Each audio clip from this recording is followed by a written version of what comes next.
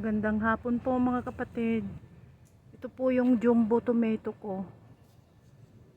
Pitasin ko na rin po kasi ano po, yan oh. Na crack. Yan. Din po ako dito sa may mga bulaklak. May dalawang punuan po dito, may bunga rin po. Pitasin ko na rin po yan. Marami rin na bunga ito. Ayan po. Saka ito yung isang pangalawang punuan. Yan po. Yan, may maraming bunga rin po dito sa may mga bulaklak. Tinanim ko lang po kasi sobra naman yung seedlings noon. Ayan po.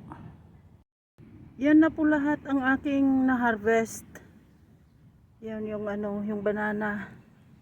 Ang hahaba po. Yun naman yung nandun sa paso. At saka yun po yung jumbo kanina. Jumbo tomato at saka yung romano tomato po. Yan. Kapag hindi po yan napitas ngayon at umulan, mag-crack-crack po yan.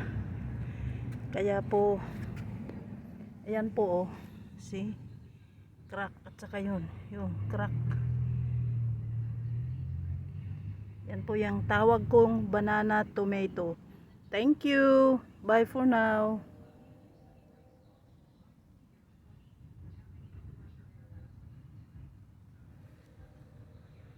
That's my harvest for my tomatoes. That's the romano or the plum tomatoes. That's what I call the jumbo or the heirloom tomatoes. They're big. I'm not sure if this is the pink tomatoes. I used to have this kind of tomatoes, pink tomatoes.